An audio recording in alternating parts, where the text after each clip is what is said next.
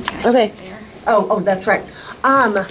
We are going to send around, don't panic, just an initial pretest. This is just for you to look and put down what you think based upon what's been going on, because we found this to be a little bit eye-opening.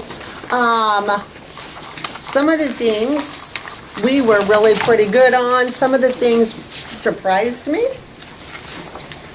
But let's just say I thought I was on target and I wasn't quite close enough. And if you guys need more, I can run out and make you copies. Yeah. So I want you just to look at this real quickly, circle what you think, and as we go through this, you should hear at least most of those, but we'll go through anything that doesn't get answered. It's not sharp. If it doesn't for some reason. I brought it in here to sharpen. I grabbed all the pencils. I don't have a pencil sharpener. Any more than all of them?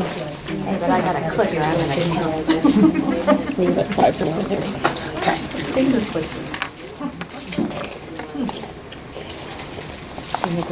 That looks good. Where did that come from? Johnny's. Oh, really? Leftover from last night.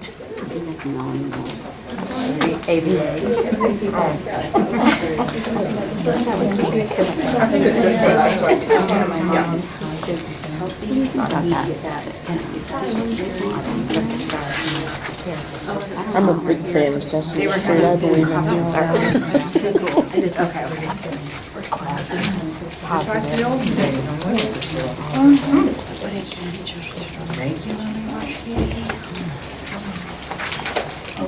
bet the statistics are frightening. Yeah, they are. 9. Probably 9.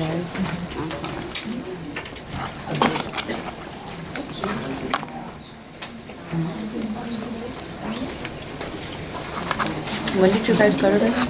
It was in, I think, September. Yeah.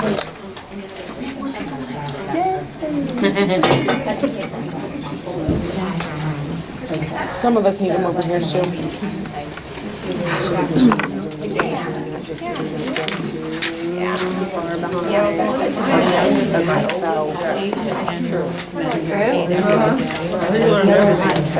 Okay, as you guys settle in with that, I'm going to just run through some of the advantages of technology, and there's many that we know. That we experience every day, just by the ease of us even being able to go into the home and do our documentation, our ability to quickly send things to families rather than snail mail now. Augmentative communication, which is a huge thing for some of us as therapists in the home. Being able to, even the simple thing with families when they're having challenges with their children. And how many of you have those experiences of my kids won't take turns and they're constantly fighting? And, it used to be we'd say, well, go set the timer on your microwave. Well, they'd have to get up and walk across to the kitchen. Everybody has their phone. So now it's just doing a lot of behavioral modification techniques using the timer on your phone. Visual scheduling, obviously, is helpful for some of our kids. We know that the technology motivates the kids, but we are going to talk about limits with that later in the presentation. One of the funny things that I will share with you is when we think about how technology helps us do our job. When I first started this, there really weren't cell phones. I had a pager.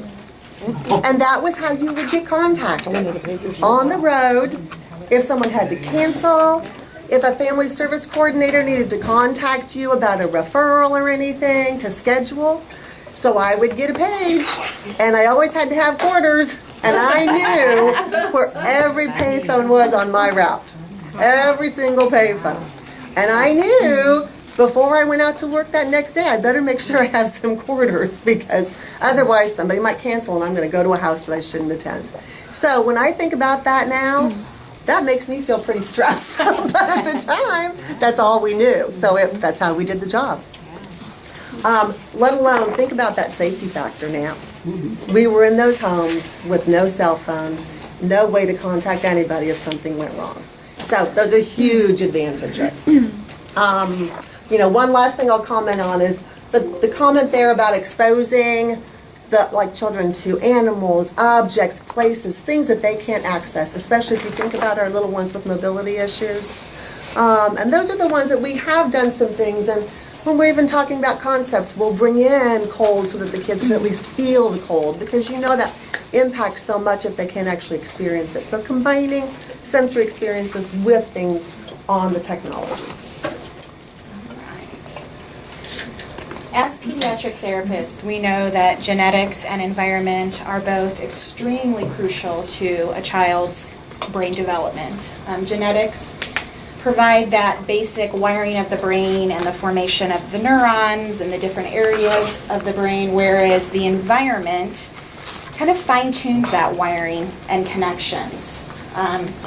We know that positive experiences can really shape the brain in a positive way, that those enriching experiences can do that. But the young brain is also really vulnerable when those experiences aren't provided. There's a quote here that I'm going to read to you from Neurons to Neighborhoods that I think does a great job of kind of explaining how the environment is so important, and also talks a little bit about the importance of caregivers.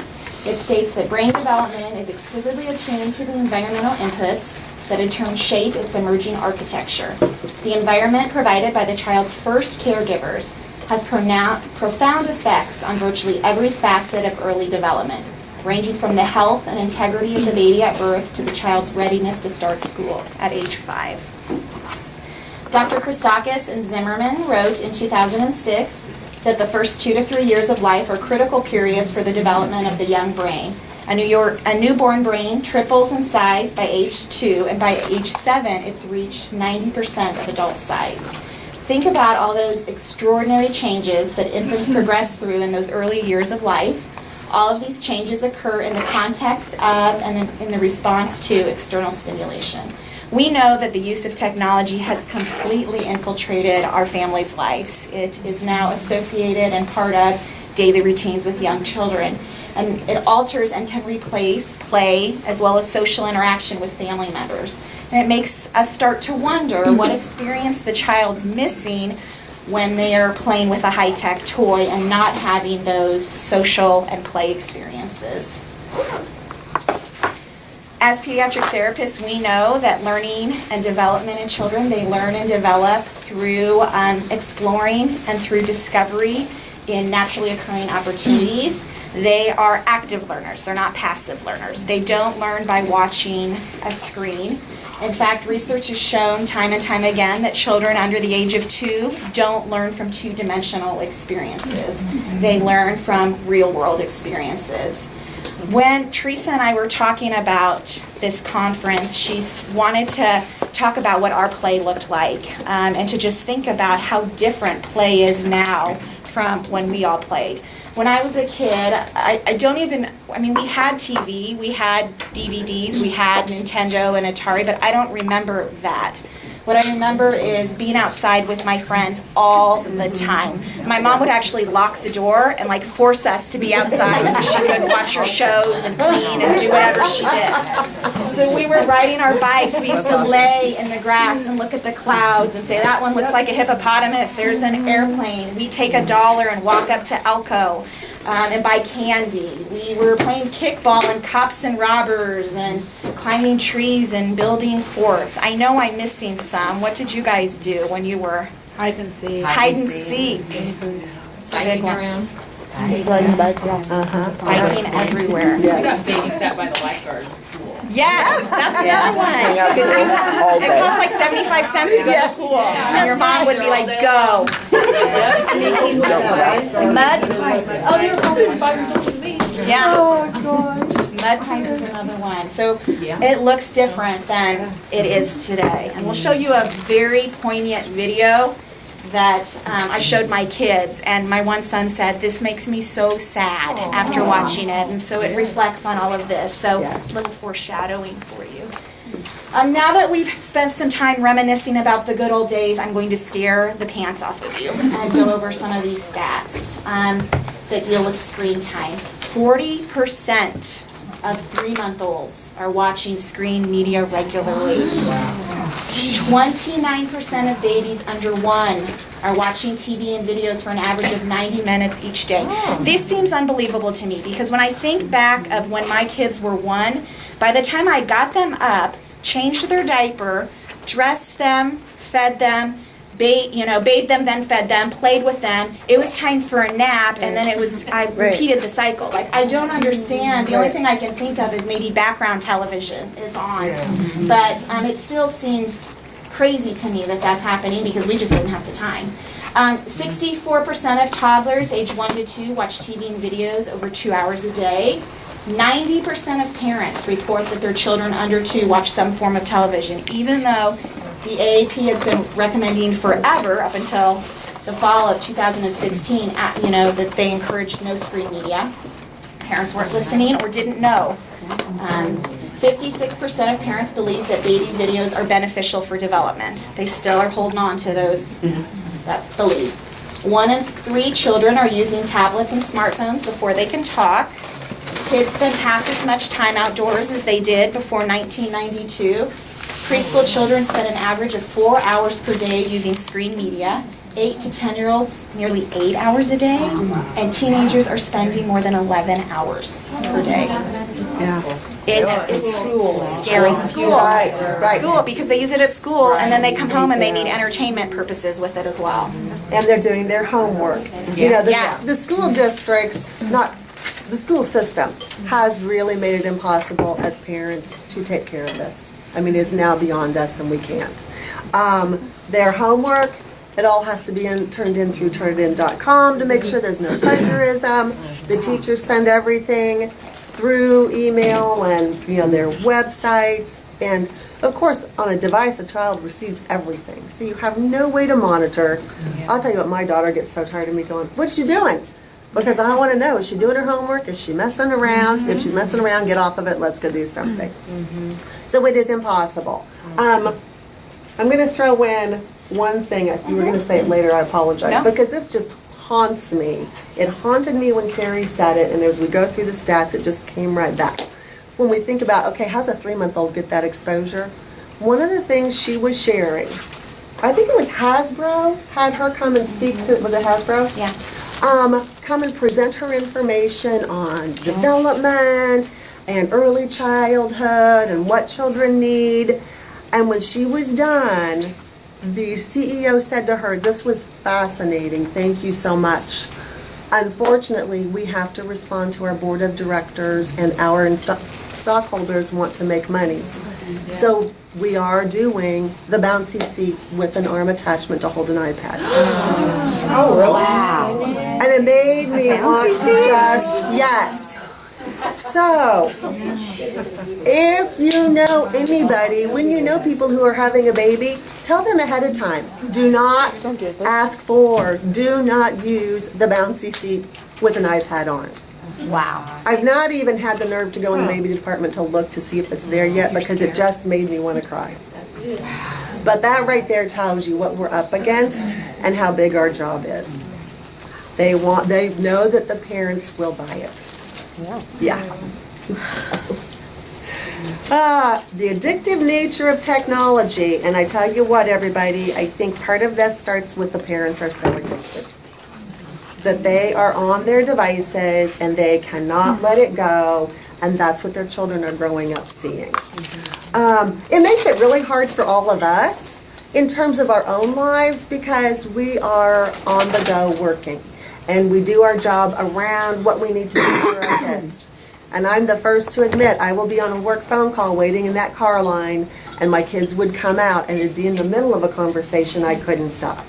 And it's trying not to do that, but there's times because you work on the go, we aren't in an office where we leave the job and then we go home. So it is very tough for lots of different people for lots of reasons, but that need to be cognizant of that. It is so simple. We can take our iPad everywhere. You got your iPhone in your pocket or whatever brand of phone that you use, and it's just right here. What really showed me how addictive it is, well, I mean, I can tell even by watching my own kids, but the other day, my daughter had dinner with a friend this friend is a year older, she'll be graduating, and they went to just go hang out. When she came home, the first thing she told me was, oh, that was really fun. And the second thing was, Mom, do you know she never once looked at her phone the whole time we were together?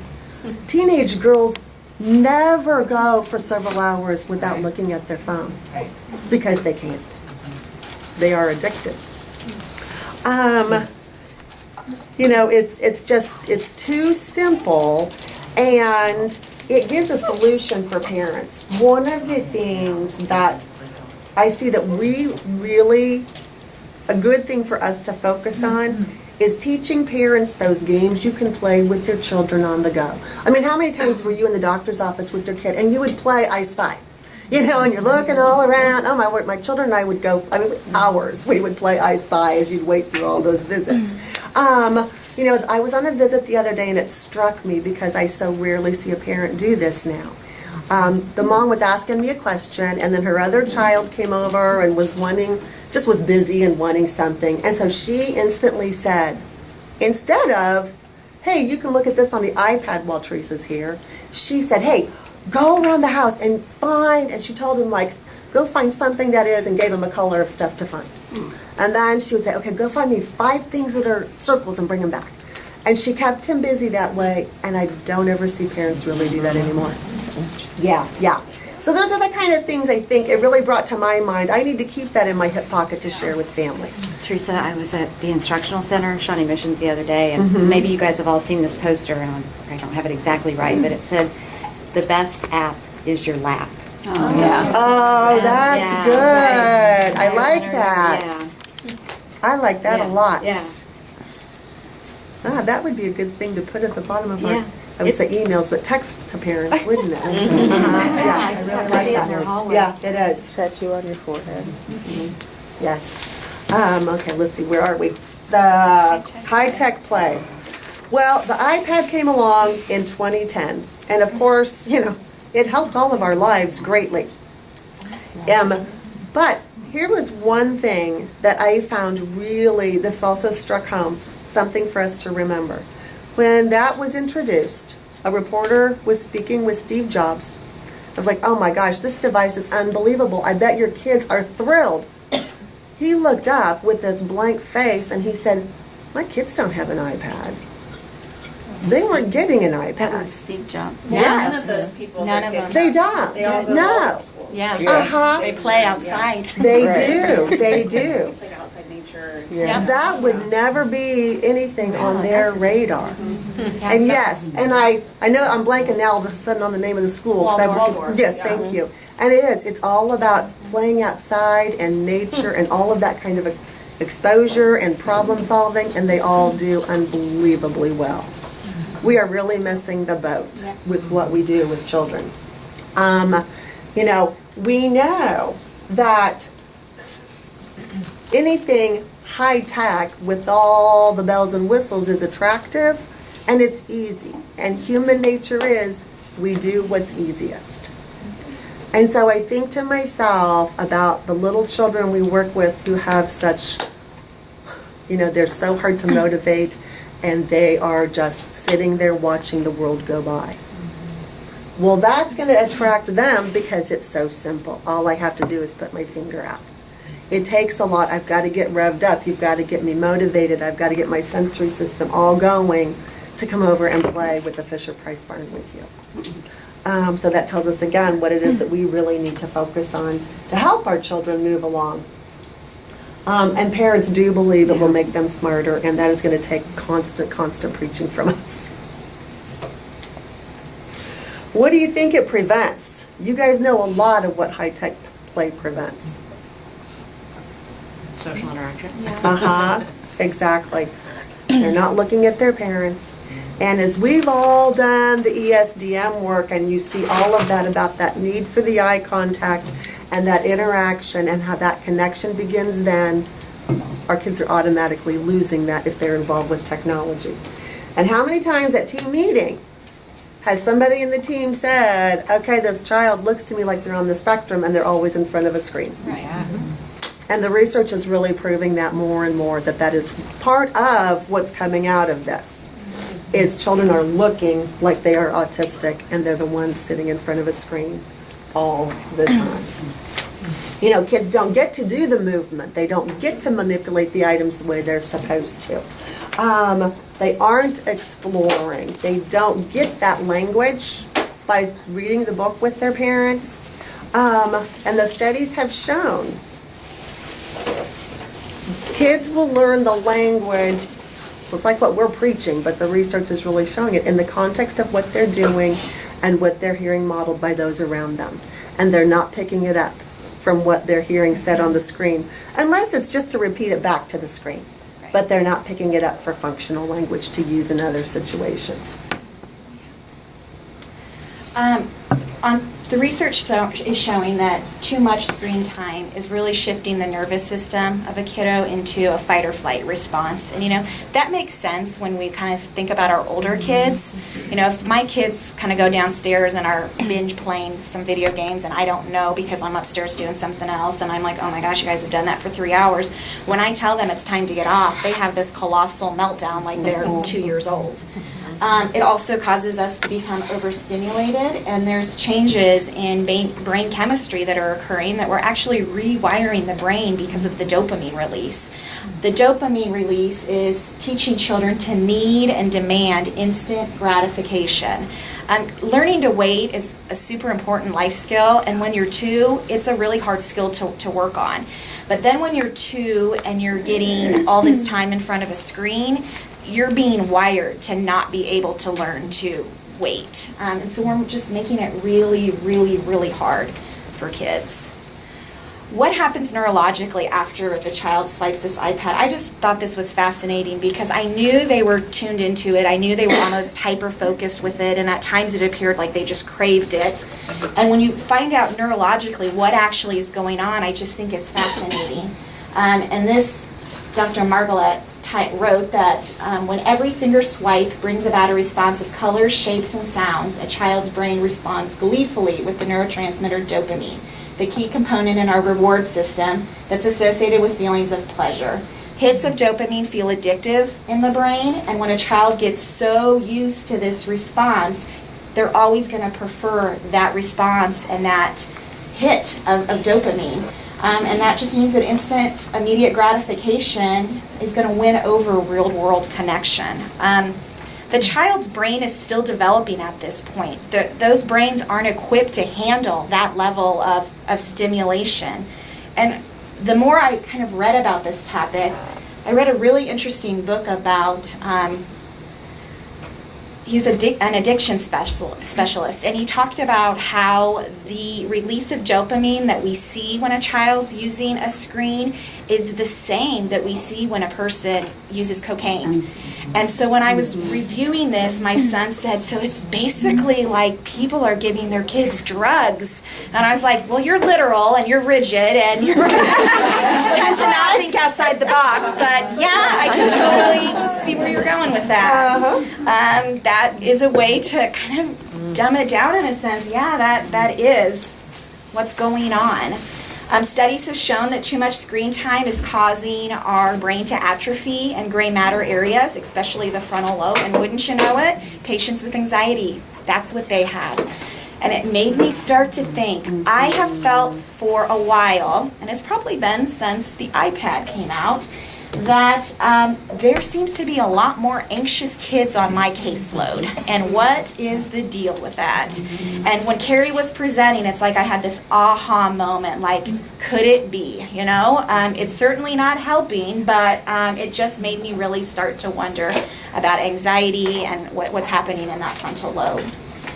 Chronic exposure to electromagnetic waves and Wi-Fi contribute to attention problems, cardiac irregularities and seizures, and children's brains absorb twice the amount of the cell phone radiation as an adult brain does. So then when you read about not only Teresa's boppy seat with the iPad holder, I read about the fancy device that holds the bottle so mom doesn't have to feed the baby with the bottle anymore. It's hands-free so she can have her cell phone right next to the baby's head as the baby's feeding. And this is so great. The AAP studies have shown that too much screen time leads to attention problems, school difficulties, sleep and eating disorders. We've seen an increase in ADHD, addiction, depression, aggression, even psychosis. There are children and teens that actually think they're living in the video game. I mean, addiction specialists are seeing this happen more and more. And again, brain imaging has shown that the MRIs of kids that are getting too much screen time look exactly like the MRIs of people that are addicted to drugs. So again, it's just scary stuff. And unfortunately, I think a lot of well-meaning parents don't know. They think they're doing something good for their babies and toddlers. And I think back and, my pediatrician we didn't talk a lot about media use at those visits. And I think we're really missing the boat. Apps. There are many, many, many, many apps. And what is frightening, our companies know how to do their marketing. 60% of the top selling apps on iTunes go to young children. And, you think about like kids who are the teenagers that they get iTunes gift cards or they get this or that. Well, they in a heartbeat are on downloading more apps before you even know they've gotten on their device to get them. It's just more and more and more. There's many for our population, and parents do think they're doing a nice job by getting these for their kids. The study out of Australia, only 2% of the best-selling apps are open-ended apps. They are designed for creativity, 2%. So of course we want our kids playing with real things, but if they are going to be on an app, you want it to at least be where they can expand it and go all these different ways and at least be thinking, but they don't. They're mostly drill and practice, which, I'm constantly showing my parents, okay, speech paths, how you're working on language and you're trying to help parents interact with their kids. And there's like, what's this? What's this? What's this? I'm like, oh, it's just more apps that are going to teach them to do what I keep trying to teach them to not do. And they're so proud of what their children can do. So we're wanting to stay away from those things. Some of them are going to be like the animated flashcards, and they're fun. And again, it goes back to that dopamine hit. They know how to design it. So our job really is helping parents understand all of these factors that we're sharing, that what it actually does to the kids that's causing damage, and teaching them how to instead do that with their child. But look at how many parents, they just want to be on their phone. I was telling Amy, I went with, Brandy and I, we had a visit last fall with the family to Urban Air. And this family's awesome. And this mom does a great job. She's not a technology person. She's a great role model. But when we went into the little area, we followed the little kid over into the little play structure area, my heart stopped. There were, I counted them, 9 parents standing around the perimeter on their phone, not even knowing where their child was, let alone interacting with their child. So, little sidebar here quickly. But I'm going to talk with Amy and Monica, and Amy and I have talked about this, about some things that we want to design and work on that it might not be able to come out from the agency, but that we all can have our position statement with information, because I would like us, we all need to be sharing exactly the same things with families. I also would love to, and this is huge, but get your thinking caps on. Carrie did not have any success with Hasbro. So I have no delusions of grandeur that Teresa can have success with companies. But I would love if there would be a way we could hook up with some little entity that, to begin with, like they're at Urban Air, they have their list of rules on the wall. That number 1 rule needs to be put your cell phones away. Yeah. I'm not going to impact Urban Air. But I think if we can put our thinking caps together and come up with, okay, we're somewhere in the community that we could start, that little places, little by little, to help educate families and make it visible, that at least makes people start thinking. Or like daycares. I've been to a couple of daycares. Oh, and that's it's a like great idea. sign that says, put your phone down and let your child see your face when you pick them up. type of Yes. Yeah, Little that's signs. a great idea. And maybe sharing information with some of the daycares in our community. In a pediatrician's waiting room next to a Yes, Yeah. yes, If they have books, right, yeah. yeah. Some of them are playgroups. good. A lot of them. Yeah, playgroups. Ah, There you go. good idea. I can make the rules. Yes. Teresa, Blue Valley Red has a sign on in their like open gym gymnastics area that says no cell phones or whatever. And it's funny because even my daughter will say, because there's parents in there all they're trying to take a picture of their kid or something. But it's Right. funny, but she's kind of like that rule enforcer, like that mom has a phone and it says no phone. Because it's big and it's like right on the glass door. Good for her. But I think that's great that they've got that. Yes, that is good. So yeah, we'll work on that.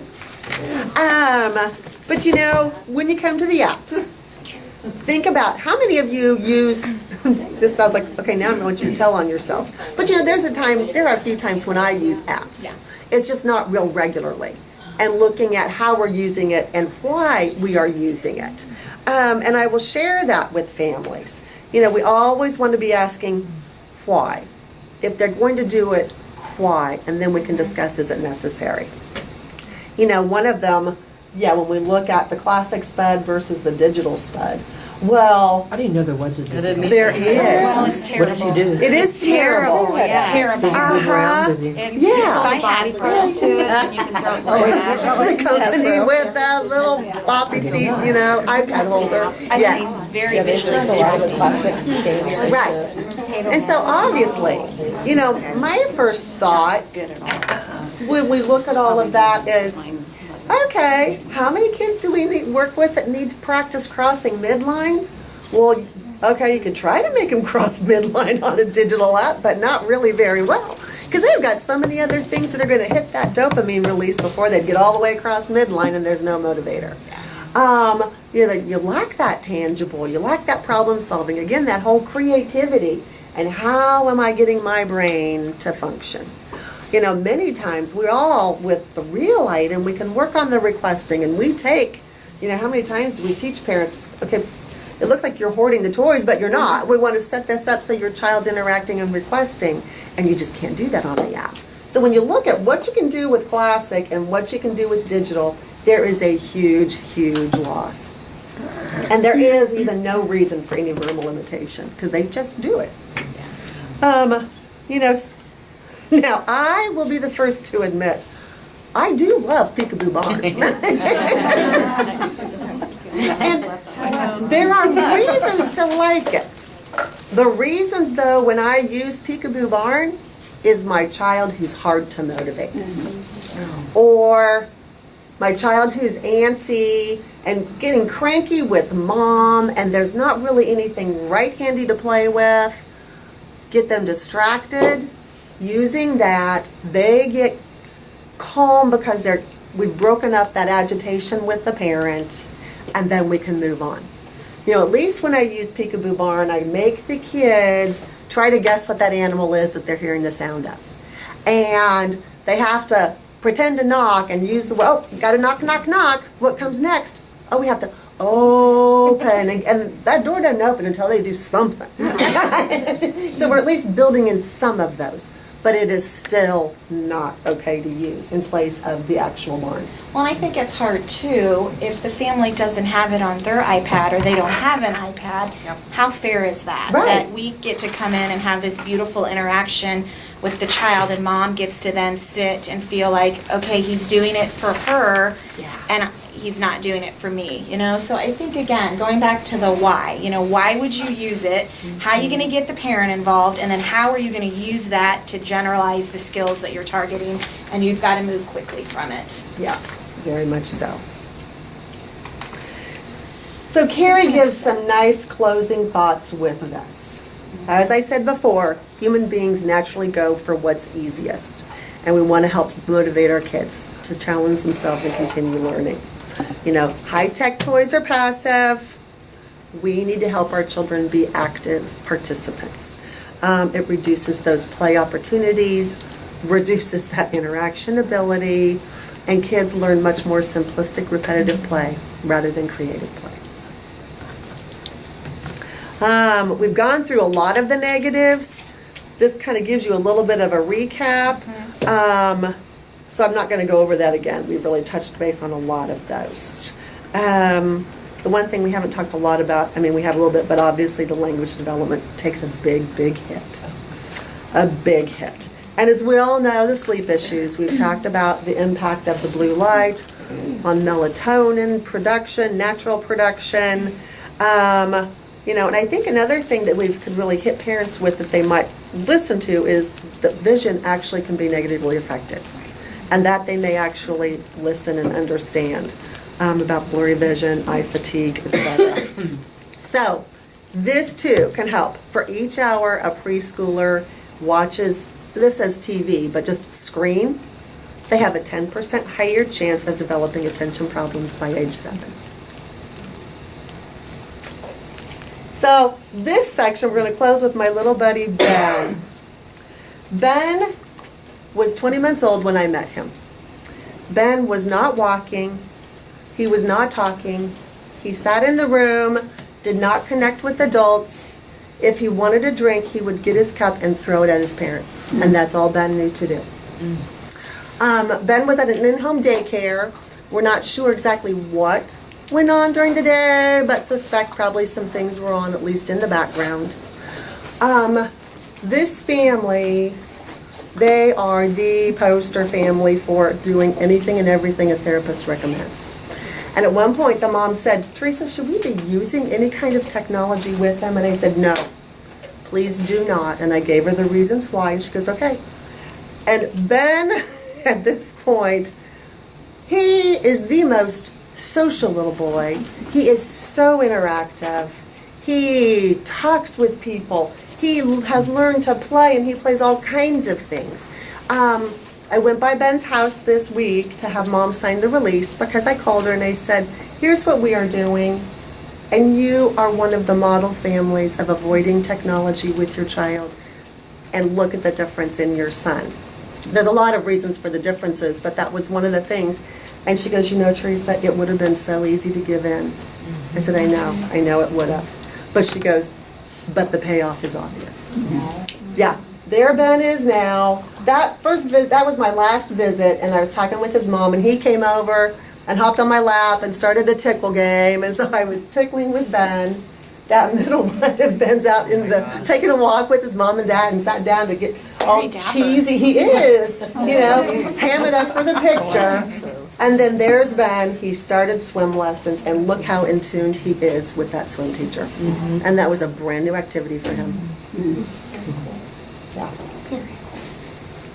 Well, let's talk a little bit about the recommendations. The AAP had recommendations for years and years and years, and no one was listening. So they did update those in the fall of 2016. We'll go through those, but these were what they were prior to that point.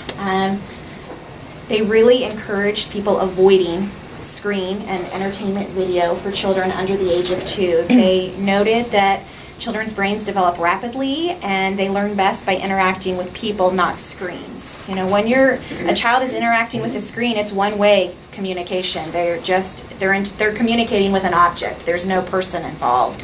It's really hard to get them to shift their gaze from that device to you. And we want kids interacting with people during those critical periods so those joint attention skills can develop and everything kind of builds upon, we all know. Children and teens should have about 1 to 2 hours a day. And they again noted that it's important for kids to be outside, playing, reading, having hobbies other than technology. They wanted families to watch PBS. Think about having commercial-free channels. The issue with commercials is the images change so quickly that really it teaches our brains to look but not think. And so they really wanted kids in general to avoid that. And then they included some guidelines for screen use at daycares. And the volume of the commercials are a certain percentage louder. Yes. They are. They are. They are. They than the are. regular programming, and Yeah. that's to get their attention on that. So in 2016, they updated their policy because they felt like parents thought they were out of date and they weren't listening. And so they thought, okay, let's compromise on some things. to see if we can make some changes with some families. So they again reiterated that children under the age of 2 need hands-on exploration and social interaction to work on developing all those areas of development, and that they stated that evidence of the benefits of media is limited, that really we know through research that it's the adult interaction that's crucial, and that there continues to be evidence of harm from excessive digital media. They also identified the health and development concerns, obesity, sleep, cognitive language, and social emotional delays. I thought that was interesting, that a study of 2-year-olds found that BMI increased for every hour per week of media consumption. I mean, it makes sense, but I just found it interesting. For families, the new recommendations are that digital media, except video chatting, should be avoided for kids younger than 18 to 24 months. For kids that age, if the parent wants to introduce the digital media, they need to choose high quality programming. And we'll talk in a few slides what that looks like. And they really, really, really want parents to be using the media with them. The children should not be just permitted to watch it alone or play it alone, that the parent needs to be sitting there with them and using it as a joint media experience. For children 2 to 5, they want screen use limited to 1 hour per day of, again, high-quality programs, and that the parents should still be co-viewing it with the children. They want parents to know that they shouldn't feel pressured to start technology too early. That there's absolutely not one research study that shows the earlier you are exposed to technology, the better educational outcomes you will have. Absolutely nothing to support that. And they also acknowledge that touch screens are really easy to learn. Babies can do it, and 95-year-old people who have no technology experience can figure it out. It's intuitive. It is not difficult to learn. So that pressure of I've got to make my baby smarter, it's not. There's other ways to do that. Avoiding fast-paced programs because they don't understand them, and then we want to avoid apps with distracting content. Unfortunately, with apps, most of the people who develop the apps are IT people. They don't consult developmental specialists. So all of these educational apps really aren't educational. And the big thing is to turn off television and other devices when not in use. Background TV is harmful for kids. They also stated to avoid using media as a way to calm the child, that it might work in the moment, but you've reinforced the child's fit, and there's also concern that the child's then not able to figure out how to self-soothe and regulate their own emotions. We want to keep telling parents to monitor the media content, keep bedtimes, meal times, and play times with parents screen-free. They actually suggested that parents set the do not disturb option on your phone during these times to help you stay the course and not be distracted. Because it's almost like we've all turned into Pavlov's dog. We hear that text beep and we immediately turn to it. And I do it too. There's meetings where I hear it and I'm like, don't look, you're fine. Yes. You can do it in 30 minutes. Because it's like, I'm salivating at the steak, kind of. No screens an hour before bedtime. And they also have the media use plan that families are encouraged to sit down with their children, especially if they're older, and go through what the family thinks would be some nice guidelines. Our goal here is we want to use technology to support our learning. We know that we're in a digital world. We just have to navigate that world and try and find a healthy balance and teach our families how to use it to benefit the family and the children, but not harm anyone. So what is high quality programming? I did find a website that I think does a pretty good job that parents can go to kind of find better programs if they're going to let their children watch TV. And it breaks it down by age groups. And it has a little synopsis of what the program is about and things like that. The AAP specifically mentions PBS Kids and Sesame Workshop. Julia is a 4-year-old girl with autism who's on Sesame Street now. When I was looking at some of these shows, and I'm thinking about the recommendation of, okay, at 18 to 24 months, if you feel like you want to introduce it, go ahead and co-view it with them. I just was feeling that the material was inappropriate. I thought even they're just too young at that point. And the kids that we see, their age might be between 18 to 24 months, but their developmental age is not. So I just still didn't, I'm having a hard time with the 18 to 24 months. Introduce it if you want to. I get it, I get why they did it, but I'm having a hard time with it. We want slower paced shows. Again, rapidly changing images promote looking but not thinking. So do you guys have any recommendations of shows that you've suggested to families that are going to do it anyways? No, I know it's hard. I do that Super Simple Songs, which is Okay. more of a website. Okay. Or, That's a good one. and Dream English for kids. Uh-huh. Yeah. I wonder if some of the shows that were like 10, 15 years ago, if there are reruns of those. Yes. Yeah. If those Yeah. would be less fast paced. I think they would. Like, I mean, Mr. Magic Rogers School is Bus very or- smart. yeah. Right. And in fact, she included the research. Mr. Rogers has proven to be appropriate. Arthur, that is a show that is very much proven that children learn from it. Yes. They're older. I mean, they're Right, those would be older kids, but you think about the show's design, it's vignettes that children experience. So it's not this magic crazy stuff that you can't really experience during your day. Arthur would go through typical conflicts and conflict resolution Right. and working Social on skills. Exactly. yeah. Teresa, I've always heard that like Dora and Mickey Mouse are better because they encourage the kid to respond.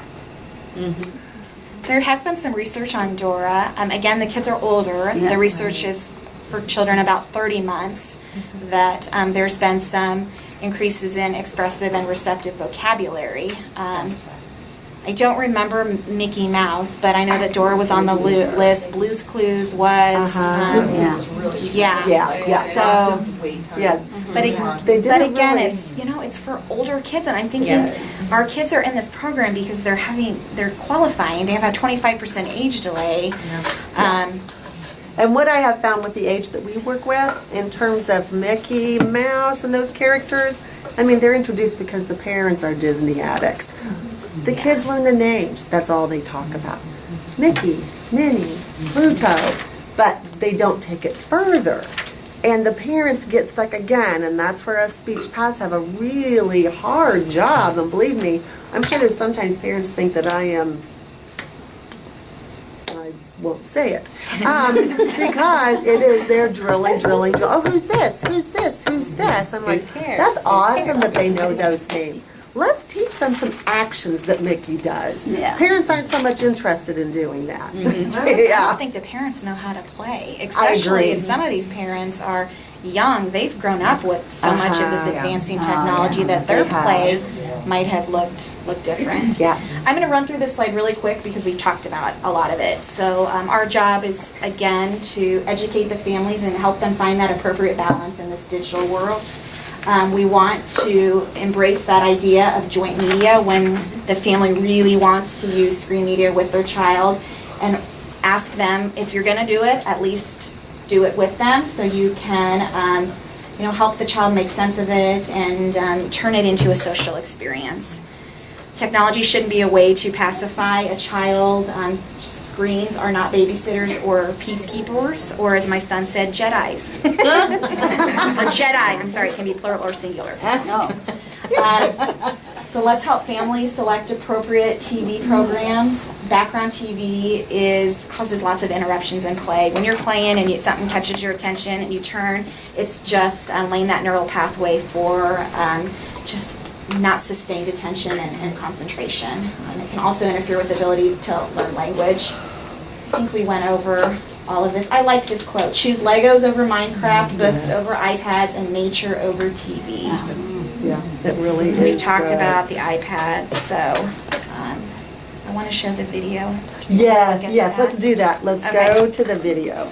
You guys can look at these other screens. You'll be getting all of them. What about, I had a parent this morning who had like music but through the TV, so every I think every that's- song yeah. came up with a picture. I mean, because the kid stopped and looked at it, Zootopia, you know, every time it changed songs, was Yeah. distracting. Yeah. I don't know, what do you think? I don't know, that's a good question, and she really didn't talk. I like the music. Uh-huh. That is a very good Does the question. image stay? I mean, is it one? Stays the whole song. Yeah. Yeah. I think that's. Uh-huh. You know, when I'm in the homes, I find that calming, but I don't. Depending on what music. Right. I mean, I'm usually in the homes when they're playing nice, soothing background. Okay, sorry. I'm gonna pause this because not, it's not showing up on there. So I don't know how to do that. Do you, Teresa? I don't. If you're plugged in, can you wiggle the cord again? It seems like it lost the source. Shoot. I know, you need to see this commercial.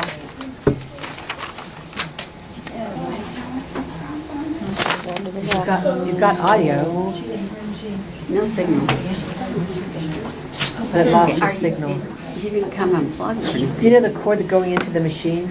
Into the back of the viewer? That one, yeah. And then that's plugged into the computer.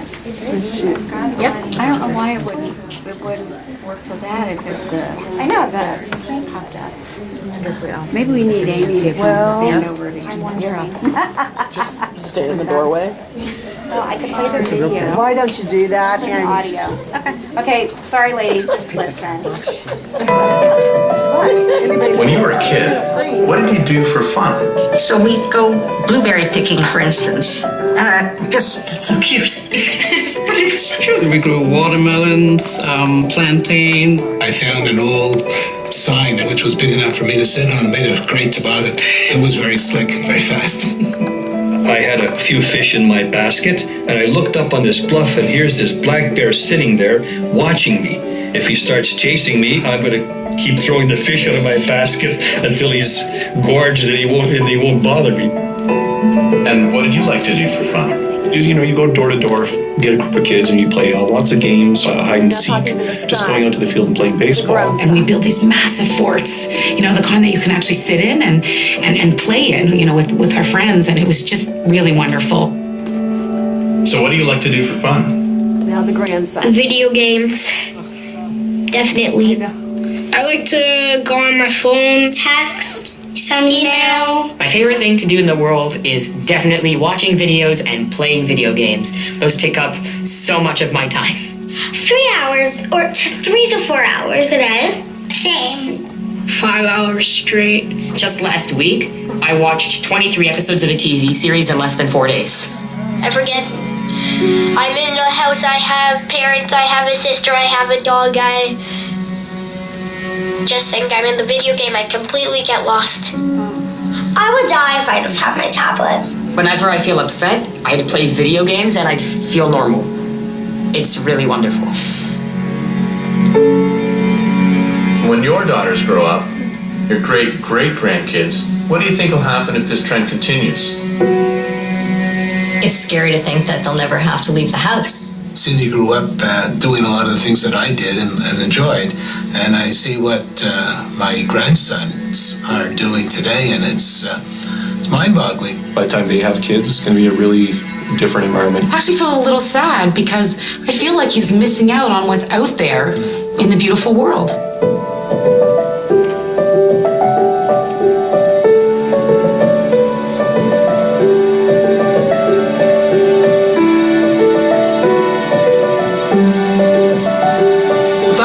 Special connection with nature. I think it's innate in all children, but needs to be nurtured.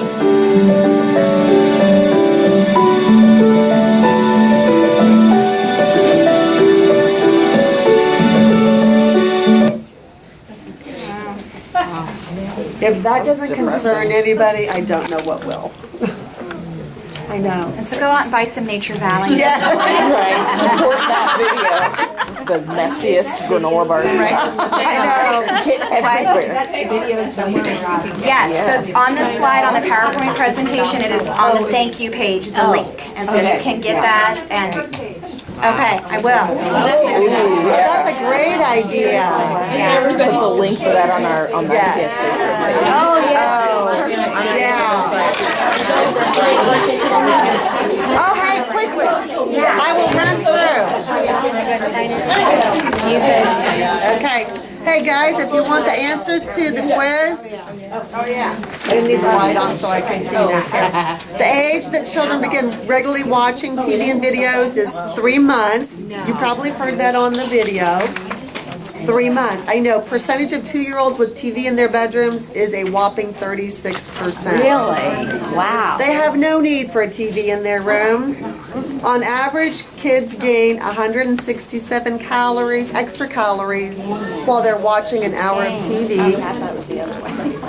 The fast-paced cartoons have a negative impact on attention, as I'm sure you figured out. Oh, just attention? Yeah. Yeah, for sure. It will impact those other things, but the research was showing attention. Yeah. Oh, okay. And Sesame Street, it is true.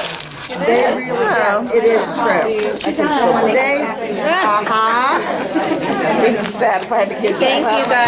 Yes, thank you.